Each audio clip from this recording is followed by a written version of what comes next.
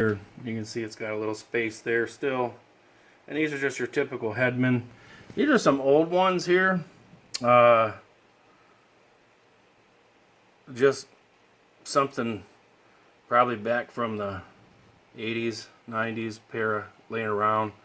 And I do have the other Hedman. It's like that. I think it's a 68090. I'll try to link those descriptions in there. I may put that up here next just to show if people are interested about using that header on this, and just kind of mock them up real quick too. Now that I got the notch done in that motor mount, which I'll take the header away and we can look at it in its final form. Okay, so I've got this pulled up again, and just doing a little closer up view. I notched that corner out so much you can see the bolt there. Probably a good 1/4 inch more than I should have. You can see the other end here. This is a top view. I pretty much scalped out that whole piece there, only because I'd rather just do this one time, and if I get a different set of headers in the future that might be better or bigger, maybe 2 inches, the larger tube is going to have more clearance in there than this 1 3/4. Hopefully that would make sense, but that's kind of what I did with this spot here. Didn't have to scalp the other one. This is just a close-up view and just more on the El Camino 454 build as it goes along. Okay, so right now I'm just looking here at the driver's side control arm, and right here on the frame mount, this needs to get notched for these headers to fit better. The notch is just going to be this outer area right here only, towards the front of the engine more. I'm going to notch that to be pretty much in the same radius as the control arm radius, and that'll give enough clearance. You can see where there's a mark on the header there where I'm fitting it up, and so this is another area that needs to be clearanced. I'll go in here and I'll do that, and then we'll see how it fits up afterwards. Okay, so I'm coming here, and this is my effect. Clearanced it out there on the more further towards the front of the car on that frame control arm mount, and that should give me the clearance that I need. It's pretty much as much radius to the control arm as tight as possible with a sawzall, and the header's still in the way. We'll put it up there and see how it looks in the end. Alright, so I have the header back up here.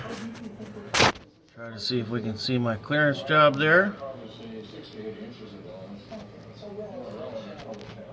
And it looks good. Got it bolted up top, so just gotta notch that spot out there just enough. It's hard to really see the distance there because just if I shine a light back there, maybe you can see the depth better. You can see there it's 1/4 inch at least, and the motor torques clockwise, so it's gonna actually come and push down, not up towards it. That's it. Alright, so these are the Hedman headers that I've got, just fitting these up, apart from my unknown headers that I'm going to be using currently. And if we look down here on the control arm frame mount built into the frame, you can see it sticking out there, and that tube, that's our second tube in.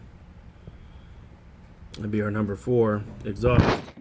Trying to see if I can kind of get down here, and right there it's making contact with the tube, so I can kind of move it, but it won't. You can see right there it won't you got to have to clearance this out for these to work.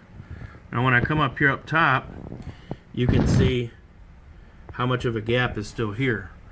So this won't close tight until you have that clearance down there on the bottom, not notched out of the control arm frame mount area there. And that's a pretty good amount of distance in there, so that's quite a bit of clearancing you'd have to cut off that to use these specific headers. These are those Hedman, I think it's like 608090. I'll have to look at it again and put it in the description. We'll look at the other side real quick. Okay, so here on the driver's side, you can see where we have just a small gap along the side there, and that's because these fit a lot better. Still have to have the frame, or I'm sorry, the clamshell for the motor mount has to be notched for this. Tube's a little bit different, and where it's coming through is just the same as the other. Down there along the bottom of the frame mount for the control arm, it needs to be notched out in the same spot. I notched it out already for the other header, but it was touching in a different spot on the tube, so I'll try to take a peek at that. Okay, so now we're looking at the driver's side.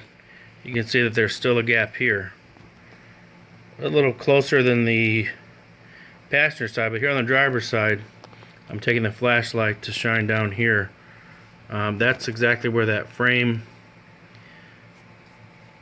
control arm mount is, right down there, and it's touching the tube again, so that needs to be clearanced in that corner a little bit more to have these sit up closer to the block. These tubes are usable, you just have to clearance those two areas along with that motor mount notching out the corner. But they're the cheapest on the market, the Hedmans. I mean, they're like between $200 and $300 depending on what time of the year you're going to buy them and if there's any kind of sales going on. I got these for $178 from Jegs. Okay, so I got the motor back in here. Let me see if I can throw some paint back on that, on the notch mark. See where it's notched out. And right here next to my temporary cheap disposable oil filter on the firewall behind this last spark plug, I took my mini sledge here and rolled that lip up because that's what made it facilitate a lot easier to get the header in.